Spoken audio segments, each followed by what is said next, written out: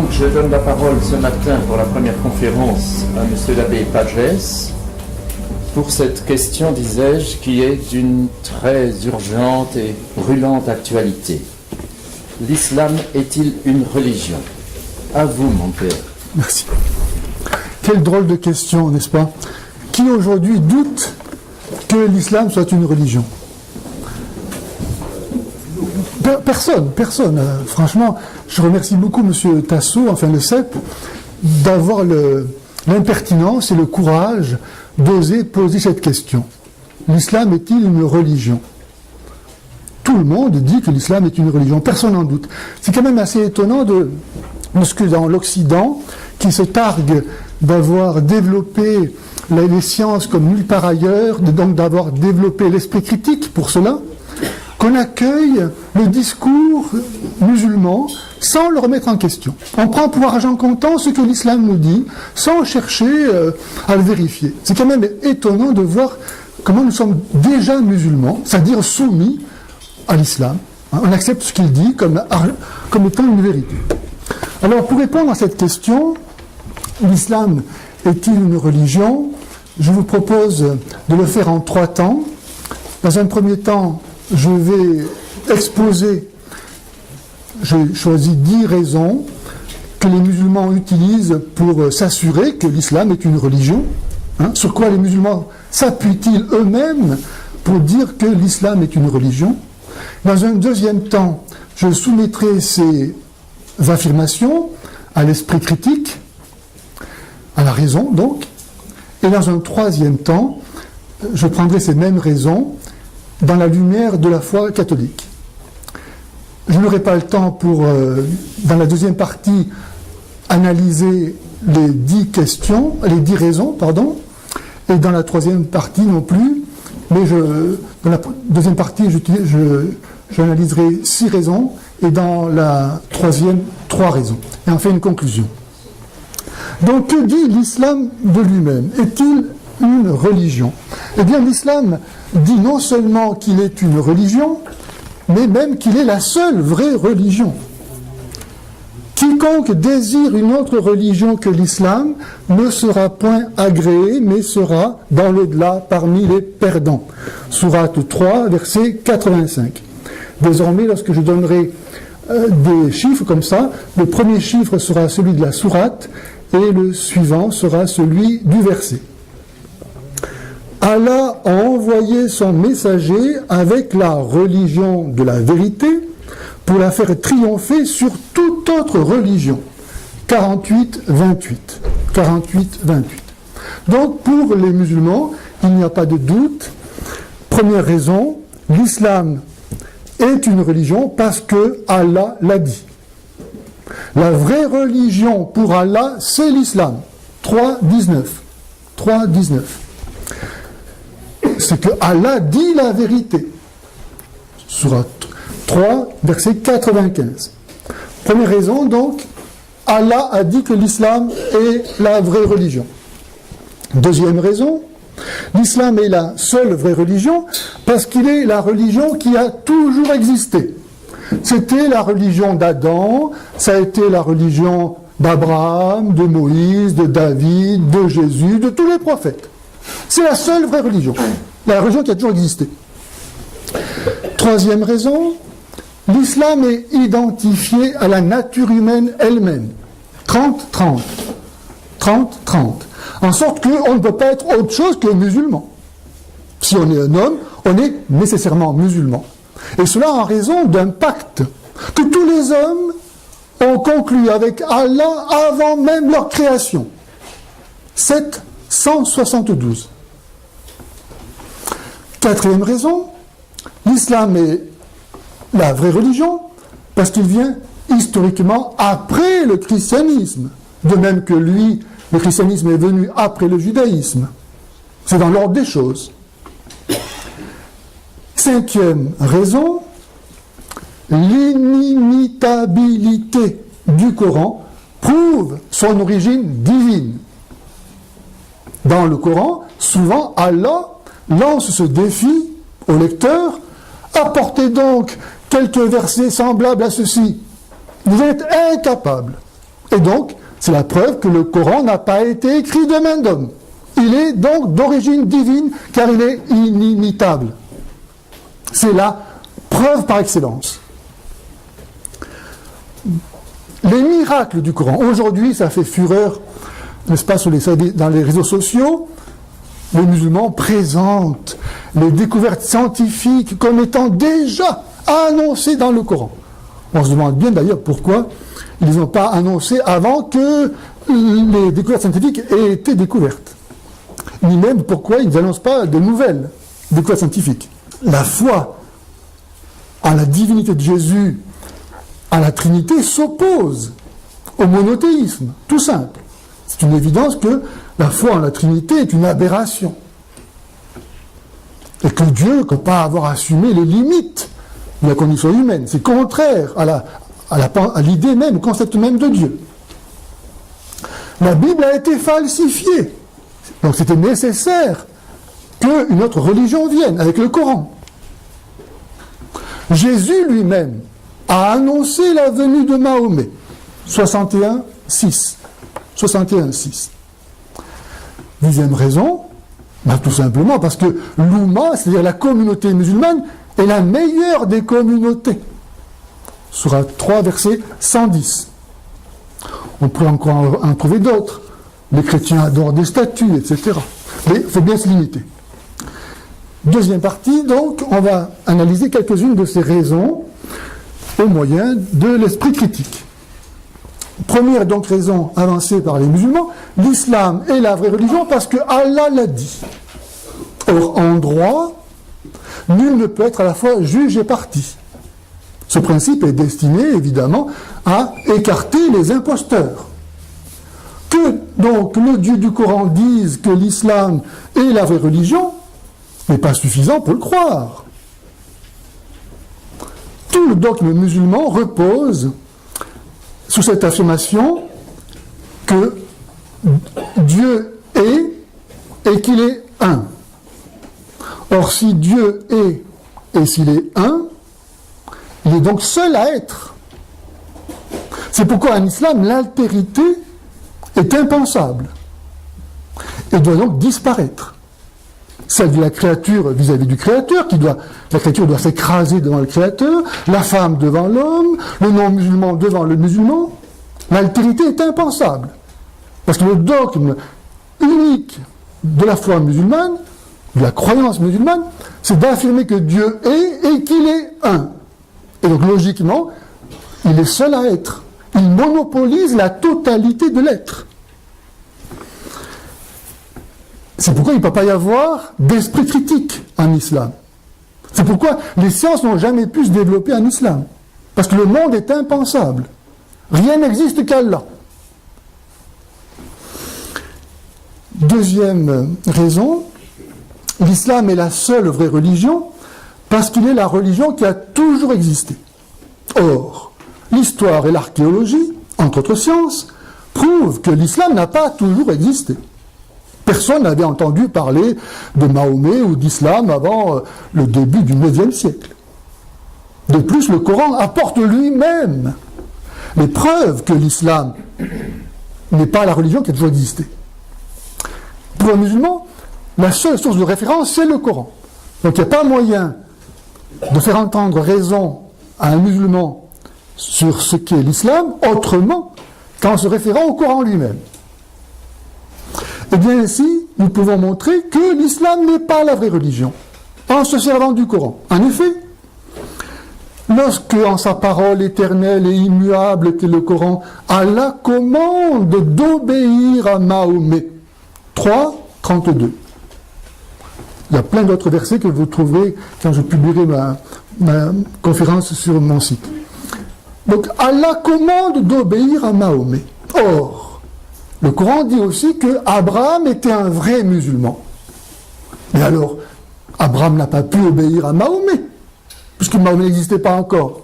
Donc, la religion d'Abraham était-elle le vrai islam? Puisqu'aujourd'hui, pour être musulman, il faut affirmer que Mahomet est l'envoyé de Dieu. La shahada, la profession de foi musulmane, consiste à dire « Il il n'y a pas d'autre divinité qu'Allah et Mahomet est son prophète. C'est ça être musulman. Vous dites ça, vous êtes musulman. Vous dites ça devant deux musulmans, vous êtes musulman. Et Abraham n'a pas pu dire ça, puisque Mahomet n'existait pas encore. Donc on voit bien que l'islam d'Abraham n'était pas le même que celui d'aujourd'hui. Ou bien encore, le Coran dit que Dieu a créé un homme et une femme. Or, le Coran légalise la polygamie. Donc, l'islam d'aujourd'hui, et déjà au IXe siècle, n'était pas le même que celui d'Adam. Adam n'a pas eu affaire avec la polygamie. Donc, ce n'est pas la même religion. Ou bien encore, dans le Coran, à un moment donné, Allah demande de ne plus prier en direction de Jérusalem, mais de la Mecque. Alors ceux qui priaient en direction de Jérusalem, avaient-ils la même religion que ceux qui priaient ensuite en direction de la Mecque? Ce n'est pas le même islam. Donc le Coran lui-même apporte la preuve que l'islam n'est pas la religion qui a toujours existé. Troisième raison, l'islam est identifié à la nature humaine. Il est donc la vraie religion de l'humanité. Or, s'il en était ainsi, la religion relèverait de la nécessité et non pas de la liberté. Elle ne serait donc pas un acte spécifiquement humain. Si l'homme est nécessairement musulman, du fait qu'il est homme, alors les athées sont aussi musulmans. Être musulman, qu'est-ce que ça veut dire? Que la religion trouve son étymologie dans le mot latin religare, relier, comme étant ce qui relie à Dieu, ou dans relegere, relire, faisant de l'intelligence ce qui distingue la religion de la superstition, aucune de ces deux étymologies ne peut servir à définir l'islam. Car en effet, l'islam ne relie pas à Dieu. Dieu est trop grand, trop transcendant pour avoir jamais rien de commun avec les misérables créatures que nous sommes. Et de même, il n'invite pas non plus à raisonner, à relire en nous l'œuvre de Dieu. Dans l'islam, il suffit d'obéir.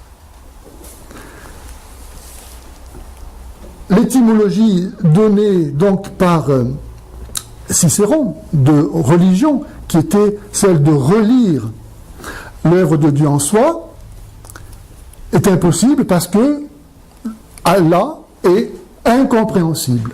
Le mystère divin est inaccessible. En islam, moins vous comprenez et plus votre foi est pure. Et même en suivant saint Augustin, qui avait légèrement transformé cette définition de religere en re-eligere, pour dire que l'islam que la religion c'était par définition un mouvement de conversion, re-élire, élire, choisir. Mais dans l'islam, il n'y a pas à choisir, justement. Vous êtes musulman du fait que vous êtes un homme. Allah vous a créé, vous et ce que vous faites. 37,96. C'est Allah qui fait tout. Il n'y a pas à choisir. Ton Seigneur crée et choisit ce qu'il souhaite. Les hommes n'ont pas le choix. 28,68. C'est Allah lui-même qui a créé des hommes pour l'enfer. Sourate 7, verset 179. Donc il n'y a pas de choix. D'où le célèbre fatalisme musulman. Inch'Allah, Mektoub, c'est écrit, on n'y peut rien, c'est comme ça. La religion, donc, pour l'islam, c'est la soumission. Allah s'impose comme une évidence absolue devant laquelle il n'y a rien à faire qu'à se taire. Musulman, ça veut dire donc soumis, esclave. Par définition, un esclave n'a pas de relation, parce qu'il n'est pas une personne, il est une chose. Donc, quand l'islam prétend être une religion, nul ne relie à Dieu. Il n'y a rien de commun entre Dieu et l'homme. C'est pourquoi d'ailleurs les chrétiens sont condamnés par l'islam et ils sont appelés des associationnistes. Nous sommes des associationnistes ou des associateurs parce que nous unissons Dieu et l'homme. C'est le plus grand de tous les péchés. Le seul qui ne sera jamais pardonné. Sourate 4, verset 48. L'islam vient après le christianisme pour dire non au christianisme. Pas d'association entre Dieu et l'homme. C'est indigne de Dieu. L'islam est un projet, on le voit, totalitaire, de nature essentiellement politique. Tout doit être soumis à l'ordre d'Allah, qui se révèle par son Coran, où tout est consigné. Il n'y a besoin de rien d'autre que du Coran. Tout est dans le Coran. En rejetant la liberté, en sacralisant l'esclavage, en détruisant la distinction entre l'ordre naturel et l'ordre surnaturel, en ne disposant pas d'un magistère incontestable, que peut apporter l'islam au monde, sinon de perpétuelles guerres intestines entre musulmans qui sont tous plus musulmans les uns que les autres, et le chaos. La religion, dans ce système, je pourrais citer une parole d'Alil Boubaker, qui écrivait dans le Figaro magazine, il y a quelque temps, ceci: l'islam est à la fois une religion, une communauté, une loi et une civilisation. Ne sont pas seulement musulmans ceux qui pratiquent les 5 piliers de l'islam, mais tous ceux qui appartiennent à cet ensemble identitaire. Que tu le veux ou que tu ne le veuilles pas, tu es musulman. Quand tu es soumis à l'ordre d'Allah. Comment donc donner le nom de religion à un système voué par nature à détruire ce qu'il y a de propre à l'humanité, qui est la liberté, qui est la vie relationnelle, qui est l'esprit critique. Et cela dans une guerre perpétuelle et universelle contre tous ceux qui n'est pas musulmans. Entre nous et vous, c'est l'inimitié et la haine à jamais, jusqu'à ce que vous croyiez en Allah seul. Sourate 60, verset 4. Allah a acheté aux croyants leurs personnes et leurs biens pour leur donner en échange le paradis. Ils combattent dans le chemin d'Allah, ils tuent et se font tuer. Sourate 9, verset 111. Allah aime ceux qui vont jusqu'à tuer pour lui. 61, verset 4.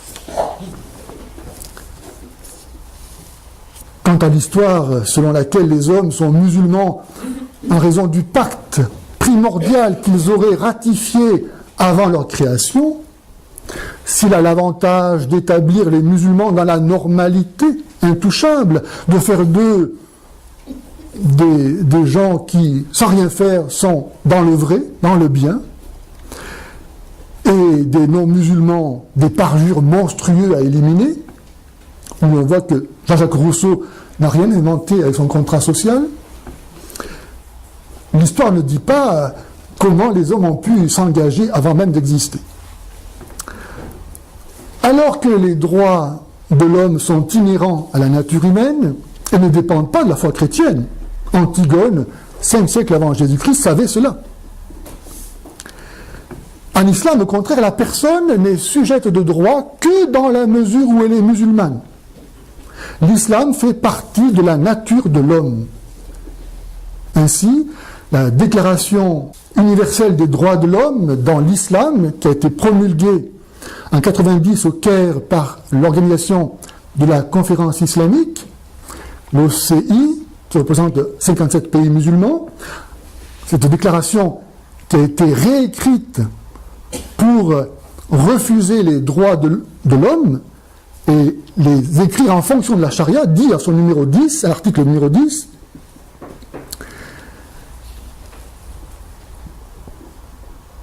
que l'islam est la religion naturelle de l'homme. Autrement dit, ceux qui ne sont pas musulmans, ils sont anormaux. Ce qui implique qu'être musulman ne relève donc pas d'un acte de liberté, comme je disais, et n'est donc pas véritablement humain. Et qu'appartenir ou se convertir à une autre religion est contre nature et doit donc être légitimement éliminé. L'islam ne connaît pas la loi naturelle, participation de la raison humaine à l'éternelle loi divine, connaissance qui donne de coopérer de façon consciente, libre et responsable à l'ordre de la providence divine. La seule loi que connaît l'islam, c'est la charia. Ainsi, cette même déclaration précise, la charia islamique est l'unique source de référence pour expliquer ou éclairer chacun des articles de la présente déclaration. Article 25. Et la formule « à moins que la charia n'en dispose autrement » ponctue la plupart des articles. Or, la charia institue l'infériorité légale de la femme, des juifs, des chrétiens, l'esclavage, la polygamie, la répudiation, la pédocriminalité, le meurtre des apostats, etc., etc. Lorsque les nations occidentales acceptent sur leur territoire des dérogations, des dispositions particulières, des aménagements, font-elles preuve de tolérance et même d'humanisme comme elles voudraient s'en convaincre, ou bien consacrent-elles la négation des principes universels des droits de l'homme qu'elles prétendent par ailleurs défendre et promouvoir? Quatrième argument, parce que l'islam vient chronologiquement après le christianisme, c'est la preuve qu'il lui est supérieur. Un argument massu. La plupart des musulmans sont convaincus que puisque l'islam vient après le christianisme, c'est une bonne raison pour être musulman. Or, il faut dire aux musulmans que tout ce qui est postérieur n'est pas nécessairement supérieur. La décadence, la pourriture, la déchéance, la ruine, ça vient toujours après un état de perfection que ça corrompt.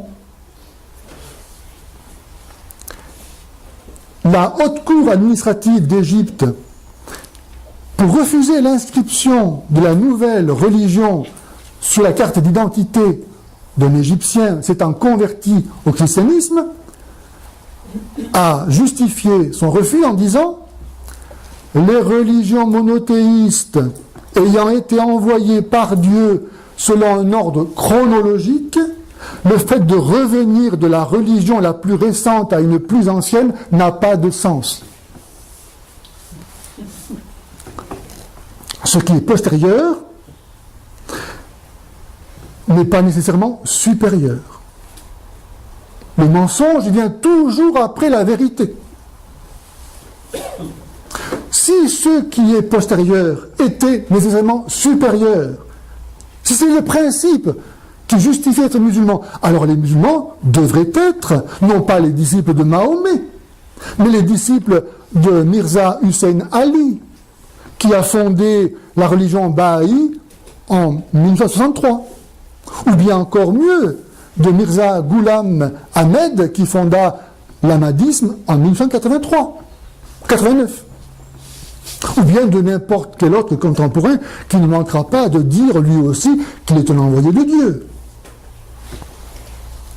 Se légitimant du fait qu'il vient après le christianisme et donc lui serait supérieur, selon la logique du progrès, l'islam cependant renie aussitôt ce principe en revenant à la situation d'avant le christianisme, puisqu'il soumet tous les musulmans à la loi judaïque. Ne pas manger de cochon, l'appui des femmes adultères, être circoncis, etc. Alors, il faut le savoir. C'est un progrès.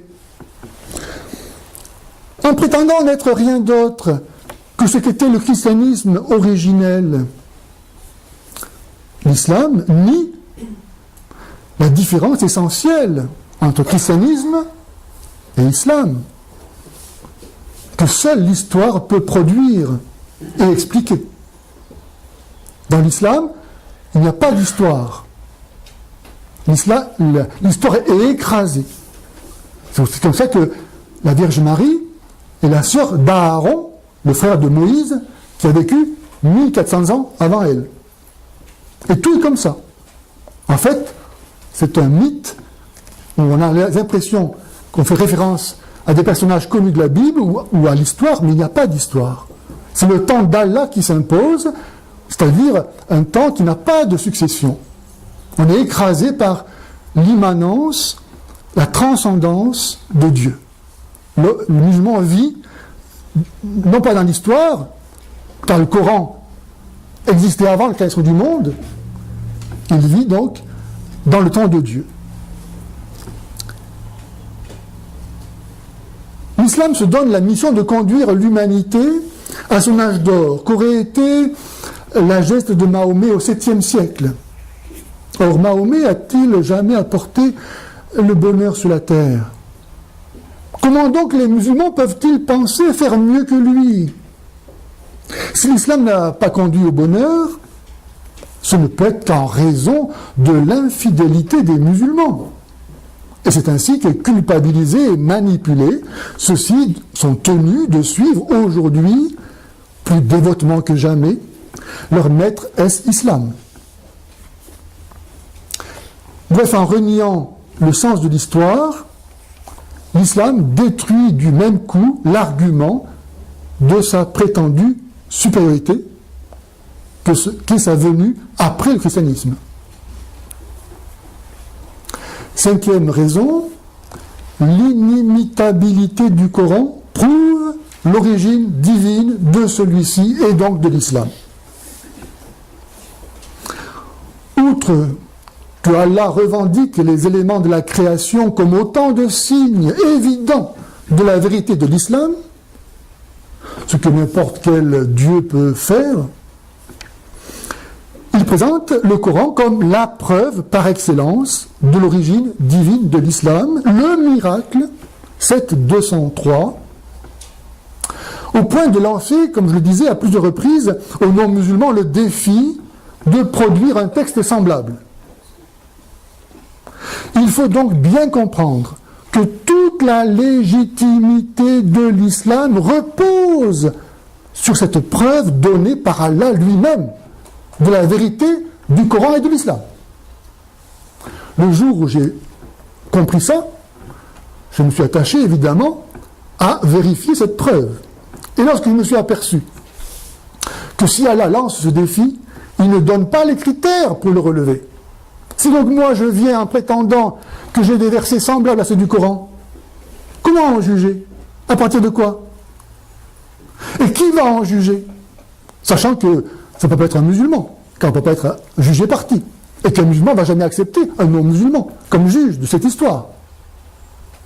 Et enfin, quel sens cela a-t-il de lancer un défi d'imiter un chef-d'œuvre supposé? Un chef-d'œuvre en soi est inimitable. Imiter un chef-d'œuvre, c'est faire un plagiat. Donc, un défi qui n'a ni sens, ni règle, ni juge, qu'est-ce d'autre que du bluff? Un jour, j'ai fait une vidéo pour dire ça, en 3 minutes. Et j'ai reçu, quelques temps après, la visite de Chokri. Chokri, qui se présente chez moi, ainsi, en disant, voilà, je me présente, je suis Chokri, j'ai 28 ans, Tunisien né en France. Vous voyez, la réussite de l'intégration, n'est-ce pas? Tunisien né en France, marié, 2 enfants. Il était membre du Tabligh. Le Tabligh, c'est un mouvement missionnaire, salafiste, dont les membres vont taper aux portes des musulmans dans les banlieues pour les islamiser. Et donc il a vu cette vidéo que j'ai faite, avec ces arguments que je viens de présenter. Il m'a dit, ça m'a coupé les jambes. Et quand je l'ai rencontré, il s'est préparé au baptême, et il n'avait qu'un désir, tuer l'islam. Pour dire que l'importance d'utiliser la raison face aux musulmans, pour leur montrer comment l'islam est contraire, se contredit lui-même.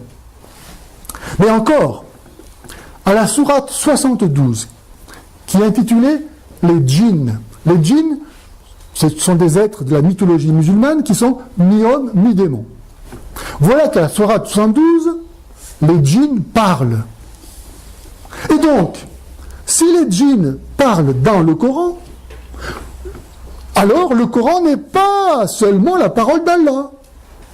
Et le défi qu'il a lancé a été relevé depuis belle lurette par les djinns.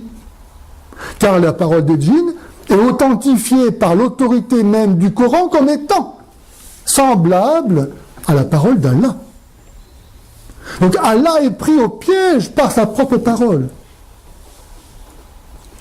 Le Coran montre qu'Allah est menteur. Et donc, la raison fondamentale de l'islam, donnée par Allah lui-même, de la vérité de l'islam, est fausse. La raison le montre. C'est indéniable. Ou bien encore, qui parle ainsi? Allah ou Mahomet? Sourate 51, verset 50. Fuyez donc vers Allah. Je suis pour vous de sa part un avertisseur manifeste. Qui parle? C'est Allah ou c'est Mahomet? Ou quelqu'un d'autre? Et ici, à lui, nul associé. Voilà ce qui m'a été ordonné. Je suis le premier des soumis. 663. 663. Et ici, tel est Allah, mon Seigneur. En lui, je place ma confiance, et c'est à lui que je retourne. 42, 10. Donc on voit qu'il y a des versets dans le Coran qui ont été produits par quelqu'un d'autre qu'Allah. Preuve est donc donnée que le Coran n'est pas la parole d'Allah, mais d'un homme. L'islam qui prétend le contraire est donc une imposture. Une imposture qui damne les musulmans aussi certainement que l'impossibilité de distinguer en ces versets la parole d'Allah de celle de Mahomet les rend coupables eux-mêmes du péché d'associationnisme. Mais encore, si le Coran est la parole de Dieu telle qu'elle est au ciel, 3.7, et que sa langue est donc l'arabe, cela signifie que Allah pense et parle en arabe. Et de même que les hommes ne parlent pas le langage des poissons, ni les poissons le langage des oiseaux, Dieu parle le langage de Dieu, qui n'est pas le langage des hommes. Chaque être vivant a son propre langage. Si donc Allah pense et parle en arabe, est-il autre chose qu'un arabe ?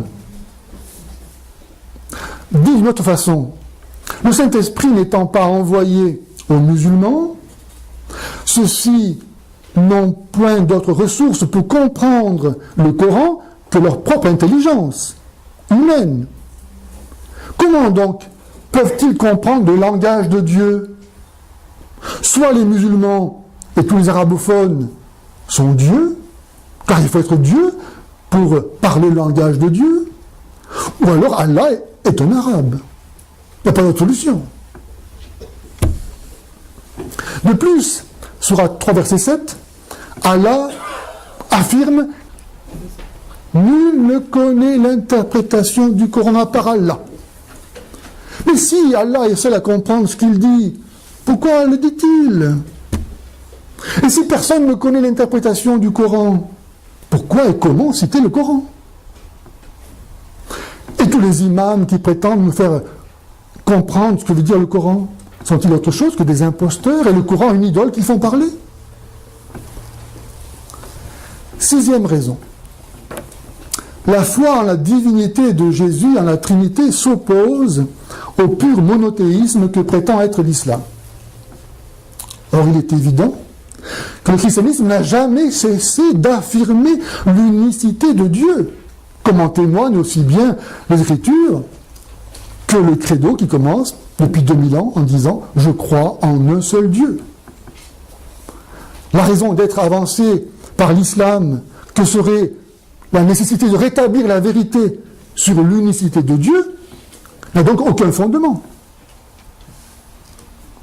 Puisque pour les chrétiens, l'affirmation de l'unicité de la nature divine ne s'oppose pas à celle de la Trinité de ces personnes, cela devrait suffire à un esprit musulman mais honnête. Et par ailleurs, le fait d'affirmer la Trinité, puisque pour eux, Allah est inconnaissable, ils ne peuvent pas dire ni que Dieu est Trinité, ni qu'il ne l'est pas. Ils ne savent pas qui est Allah. Ils savent simplement qu'il l'est et qu'il est un. C'est tout ce qu'ils savent.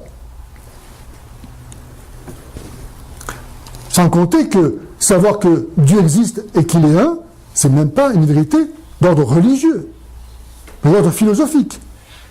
On peut le montrer par la raison. Il n'y a pas besoin d'être croyant pour dire ça. Donc, présenter l'islam comme une religion ayant pour dogme essentiel et unique l'affirmation de l'unicité de Dieu, c'est dire que ce n'est pas une religion.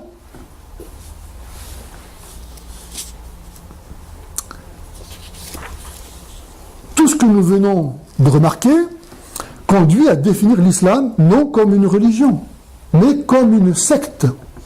Si l'on en croit la commission parlementaire française d'enquête sur les sectes, pour qui une secte est, je cite, un groupe visant par des manœuvres de déstabilisation psychologique à obtenir de leurs adeptes une allégeance inconditionnelle, une diminution de l'esprit critique, une rupture avec les références communément admises, éthiques, scientifiques, civiques, éducatives, et entraînant des dangers pour les libertés individuelles, la santé, l'éducation, les institutions démocratiques. Eh bien, l'islam valide chacun des points de cette définition. Ainsi, groupe visant par des manœuvres de déstabilisation psychologique à obtenir de leurs adeptes une allégeance inconditionnelle, une diminution de l'esprit critique. Et de fait, l'islam utilise Allah, qu'il présente comme le seul vrai Dieu, mais inconnaissable, pour rendre vain la recherche de la vérité et l'esprit critique. Et omnipotent, tyrannique et cruel, pour imposer la soumission totale à des ordres arbitraires.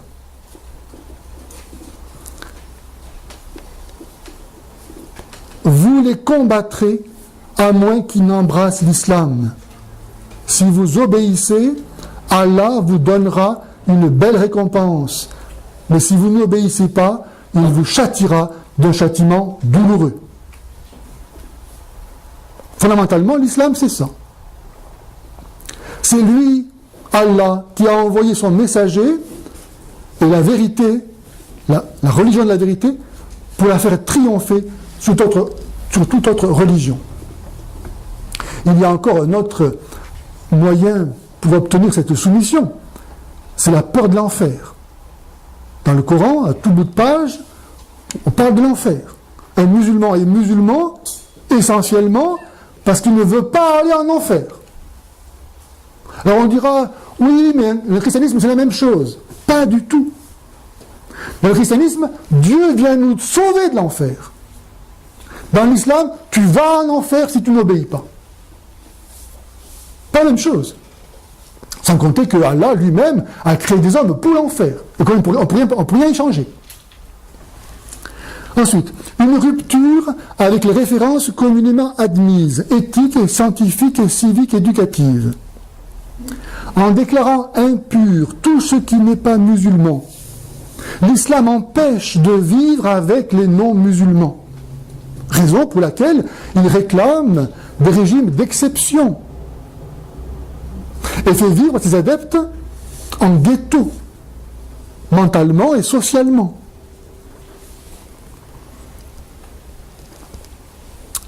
En entraînant des dangers pour les libertés individuelles, la santé, l'éducation, les institutions démocratiques. Le ramadan et l'abattage halal nuisent tant à la santé individuelle que collective. L'éducation musulmane consiste essentiellement à intégrer la haine des non-musulmans pour se distinguer d'eux. Quitter l'islam mérite la mort. La charia s'oppose à notre civilisation. Je vous cite un extrait de la déclaration islamique de Alija Izetbegovic, qui a été président de Bosnie-Herzégovine de 1990 à 2000. Il ne peut y avoir ni paix ni coexistence entre la religion islamique et des institutions politiques et sociales non islamiques. La renaissance islamique ne peut commencer sans une révolution religieuse, mais elle ne peut se poursuivre et être menée à bien sans révolution politique. Notre première tâche doit être de gagner non le pouvoir, mais les hommes. Le soutien qu'un peuple musulman apporte effectivement à un régime en place est directement proportionnel au caractère islamique de ce dernier. Nous devons être des prêcheurs et ensuite des soldats. Le mouvement islamique doit prendre le pouvoir dès qu'il est en situation morale et numérique suffisante pour lui permettre de renverser le gouvernement non islamique. Cette seule prescription, que ce soit donc le meurtre des apostats ou ce discours-là, devrait suffire à nos responsables politiques pour déclarer l'islam hors la loi. C'est un devoir pour tout musulman d'œuvrer à l'instauration de la charia dans le monde entier. L'islam n'est pas autre chose qu'un projet politique. Et à ce titre-là, les hommes politiques devraient considérer que l'islam vient pour détruire nos institutions et notre civilisation. Il n'est pas une religion, comme le rappelait Dominique Tasso, de l'intériorité, mais c'est une religion de l'extériorité. Il s'agit d'avoir un comportement conforme à la charia. Pourquoi nos prétendus responsables politiques refusent-ils d'en prendre acte? Troisième partie, l'islam est-il une religion au regard de la foi chrétienne? Alors si on prend les arguments, celui-ci, l'islam est la vraie religion parce que Allah l'a dit. À la différence des musulmans n'ayant point d'autre garantie de la crédibilité de l'islam que celle qu'ils veulent bien eux-mêmes donner au Coran, mais finalement à ceux qui leur enseignent le Coran, les chrétiens tirent la sécurité de leur acte de foi de ce que la révélation chrétienne n'est pas une réalité sui generis. La révélation chrétienne s'inscrit dans l'histoire comme accomplissement de la promesse faite au peuple hébreu, annoncée par les prophètes.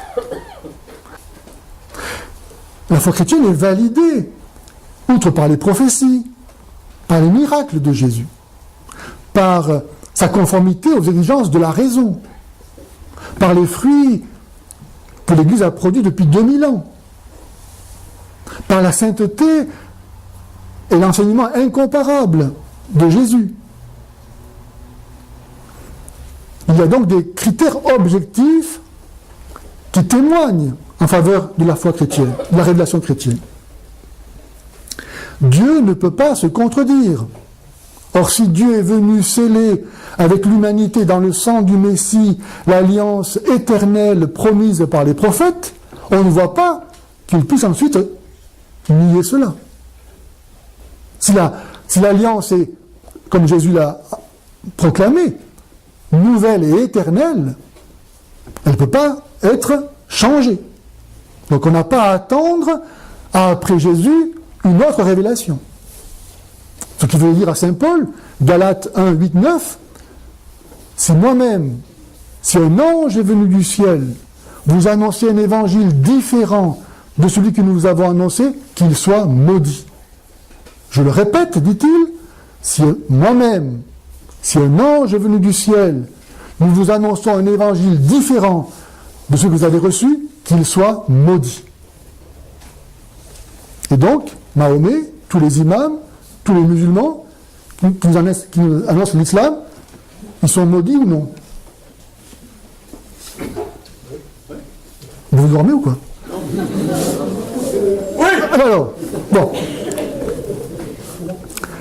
Alors, parce que Allah est, et qu'il est un, comme je disais, logiquement, il est seul à être. Personne d'autre que lui n'existe. Allah n'entretient donc de relation avec personne. Il est impersonnel. D'ailleurs, Allah, ce n'est pas un nom propre. Ça veut dire le Dieu. Ce n'est pas sans raison que le mot « personne » n'existe pas dans la langue de la révélation coranique, venu nier la foi en l'incarnation de Jésus, image visible du Dieu invisible. En islam, il n'y a que des individus, il n'y a pas de personne. Le musulman n'existe que dans le cadre de son appartenance au groupe. Le rejet de la personne, image de Dieu, dans l'islam s'exprime par l'interdiction de la figuration, par le devoir de se voiler, négation du visage qui est le reflet de l'âme. Le Dieu chrétien est au contraire en lui-même relation. Le Père, le Fils et le Saint-Esprit sont des relations subsistantes, distinctes, mais si reliées entre elles qu'elles sont ensemble le seul et même Dieu, qu'elles sont chacune personnellement. C'est le mystère de Dieu qui est amour que Jésus nous a révélé. Dieu est un parce qu'il est amour. Et parce qu'il est amour, il est communion de personnes, famille, trinité. Seul l'amour fait que ceux qui s'aiment ne font qu'un. Et seul l'amour donne la vie.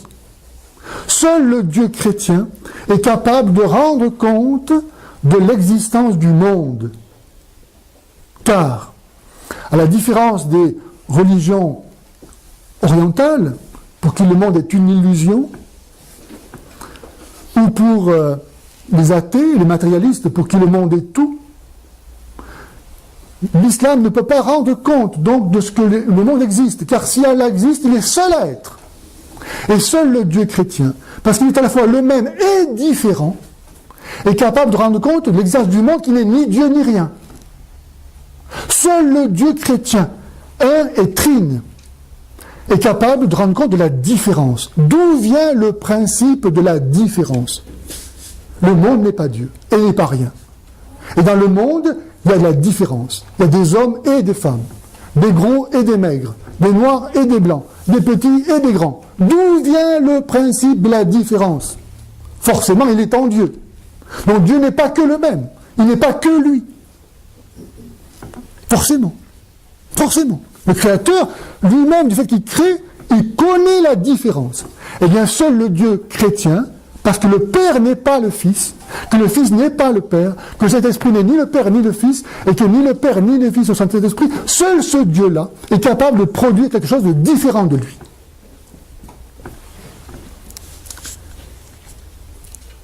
Allah est inconnaissable, en raison donc de son absolue transcendance, en sorte que croire en lui, c'est accepter de croire aussi bien tout que son contraire, et donc n'importe quoi. C'est la possibilité de justifier aussi bien l'absurde, l'arbitraire que l'inhumanité.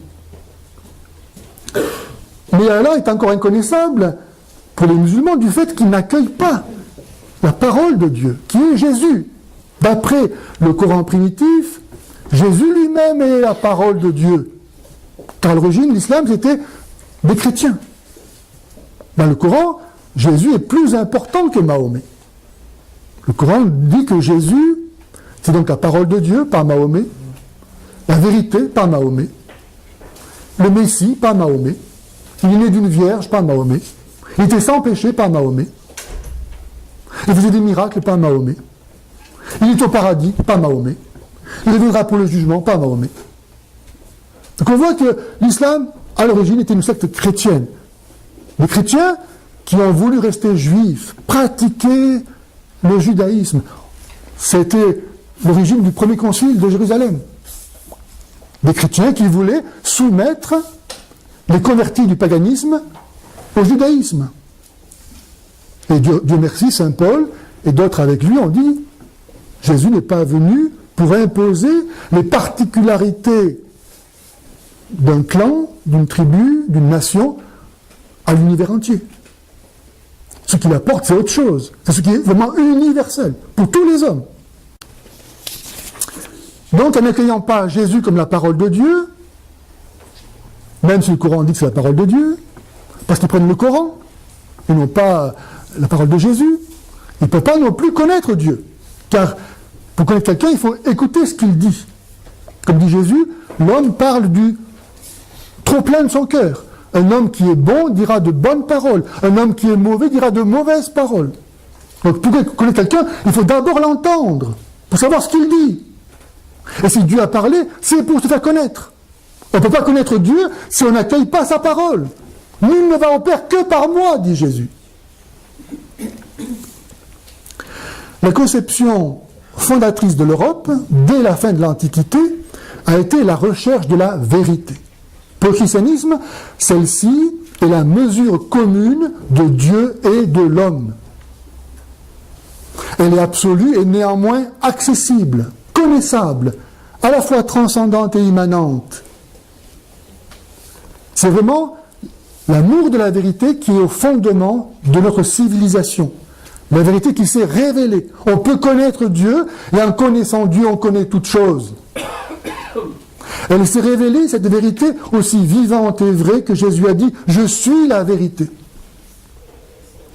Quoi d'autre que l'incarnation de Dieu aurait pu dévoiler la dignité de l'homme, créé à l'image de Dieu et racheté par lui à si haut prix? Les droits de l'homme ne sont pas nés en Occident par hasard. Parce que Dieu est la vérité et qu'il s'est révélé en Jésus, alors il est possible à l'homme de connaître la vérité.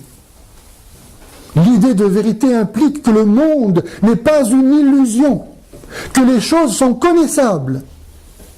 Ainsi fut reconnu et fondé en Occident, et notamment grâce à l'examen de conscience dans le sacrement de la pénitence, la liberté de penser et de critiquer, la recherche et le progrès, aussi bien que le sens de la responsabilité. On ne peut plus se défausser sur la fatalité ou sur le tyran pour s'excuser. En effet, l'examen de conscience, donc propre au sacrement de la confession, c'est certainement l'origine, une des origines, sinon la principale, du développement de l'esprit critique. Parce que la vérité est une instance extérieure s'imposant à tous, le règne de l'arbitraire n'est plus admis. La démocratie découle de la reconnaissance que cette dignité inaliénable de chaque homme à connaître la vérité et de l'égalité de tous devant Dieu. La vérité étant par définition universelle, l'ouverture à l'universel caractérise la civilisation chrétienne. Cette conception de la vérité, accessible à la raison humaine, est totalement refusée par l'islam, pour qui Allah ne peut être que obéi et jamais pensé. Dans le christianisme, Dieu, qui est la vérité, peut être pensé et obéi. Et d'ailleurs, obéi parce que aimé, et aimé parce que pensé. En déclarant incompatibles pensée et adoration, comment l'islam ne serait-il pas une idolâtrie de l'unique Dieu et une entreprise de déshumanisation? Nous lisons en Sourate 9, verset 30, les chrétiens disent « Le Messie est fils de Dieu, puisse Allah les anéantir ». Pour s'être ainsi écarté de la vérité. On peut traduire anéantir par maudire, par tuer.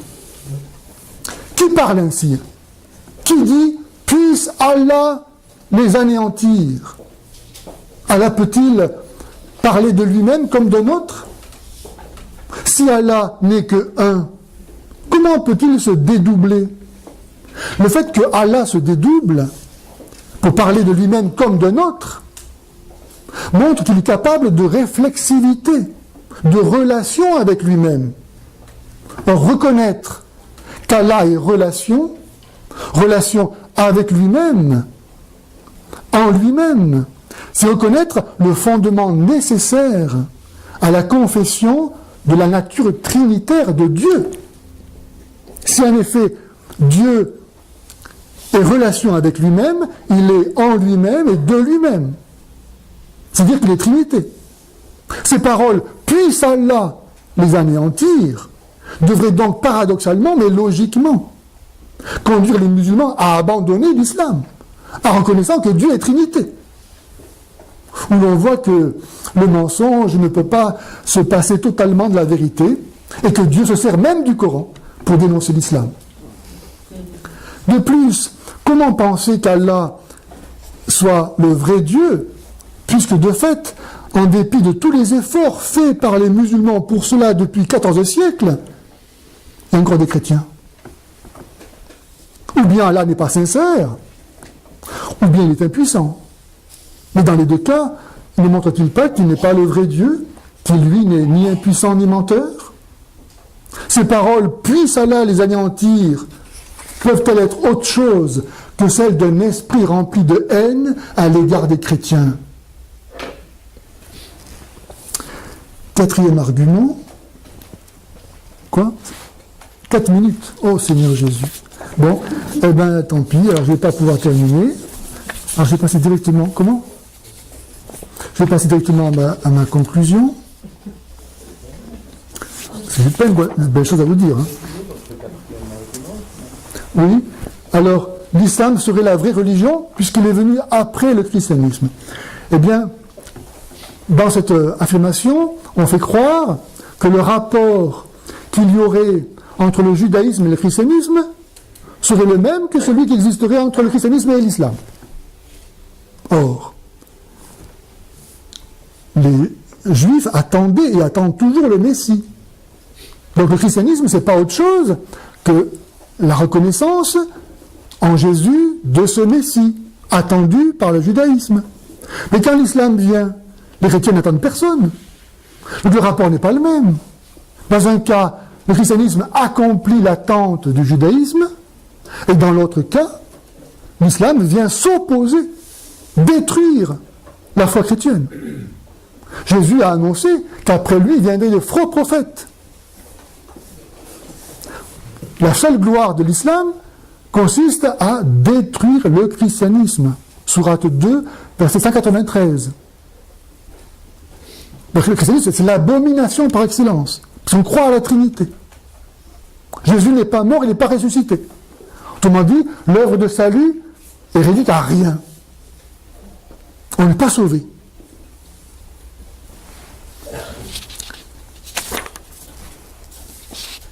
Jésus est venu pour détruire le mur de la haine qui existait entre les juifs et les non-juifs.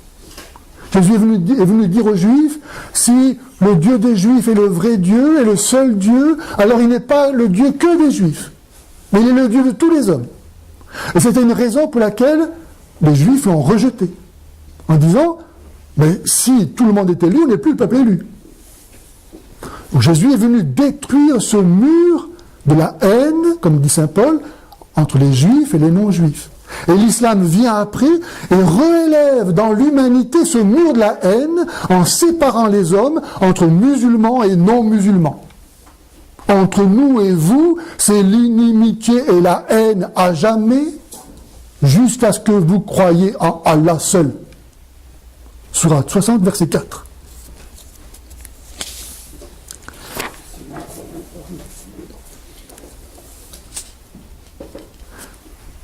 Ma conclusion? Bref, qu'a apporté l'islam au monde que le christianisme n'aurait pas apporté.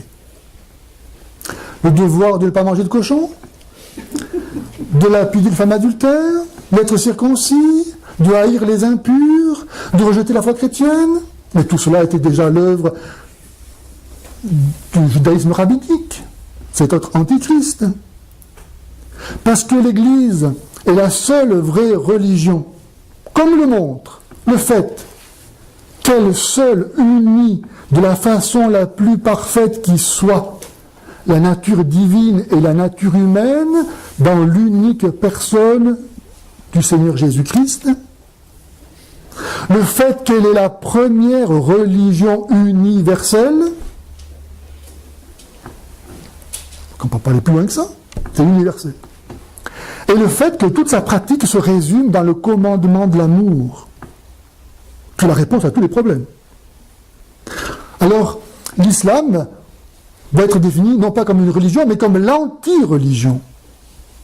Une idéologie d'autant plus démoniaque qu'elle se prétend d'origine divine. C'est pourquoi le salut de ce qui reste de notre civilisation, comme le salut de nos enfants et de nos petits-enfants, implique de ne plus considérer l'islam comme une religion et de le chasser de la vie publique, comme on chasse le loup de la bergerie. Certains vont essayer de nous vendre l'espérance selon laquelle on pourrait réformer l'islam. La réponse est non, pour deux raisons au moins. La première, c'est que l'islam est une orthopraxie garantie par le Coran qui est aussi divin qu'immuable. Les coutumes d'Allah ne changent pas. 33, 62. La deuxième est que proposer un islam light aux musulmans serait les mépriser et se damner avec eux en leur proposant autre chose que la seule vraie religion. De même qu'il n'y a qu'un Dieu, qu'une foi, qu'un seul sauveur, un seul baptême, il n'y a qu'une seule Église destinée à unir tous les hommes et à apporter au monde la paix dans la mesure où seul ce Dieu un et trine est capable de conjuguer à la fois l'unité et la diversité. C'est le seul fondement possible à la paix du monde que d'adorer le Dieu Trinité. Nous n'avons donc pas à demander aux musulmans de croire à une nouvelle religion, à une nouvelle fausse religion, que serait cet islam light, mais à croire à celle que le Messie est venu instaurer pour leur salut et celui du monde entier, qui n'est pas avec moi et contre moi. Et que le Seigneur nous donne la grâce d'annoncer donc à temps et à contre-temps la vérité sur l'islam et sur la foi chrétienne. On ne peut pas être chrétien et dire du bien de l'islam. Pas même l'ombre d'une virgule. Dire du bien de l'islam, c'est forcément renier le Christ. Qui n'est pas avec moi et contre moi. On ne peut pas être sur les deux tableaux à la fois. Être pour et contre Jésus. Alors, il faut bien distinguer, toujours évidemment, entre musulmans et islam. Beaucoup, malheureusement, sont victimes de cet amalgame qui consiste à dire « Ah, mais moi je connais mon épicier du coin et les musulmans, il est très gentil. » Donc l'islam, il fait des bonnes choses, voilà, ce musulman est un brave homme. Sauf que, s'il est un brave homme, ce n'est pas en raison de l'islam, mais en raison de sa nature humaine, qui est créée bonne par Dieu. Comme dit Jésus, Dieu fait lever son soleil sur les bons et sur les méchants, et tomber la pluie sur les justes et sur les injustes. Donc les musulmans sont aimés de Dieu comme nous, et Dieu leur donne des talents et des vertus naturelles, comme à nous. Et donc, si un musulman fait le bien, ce n'est jamais en raison de l'islam, toujours en dépit de l'islam. Il ne faut jamais dire du bien de l'islam. Moi, j'aime tous les musulmans comme moi-même pour l'amour de Dieu, mais je hais l'islam de toute mon âme. Parce que j'aime Jésus-Christ. Amen.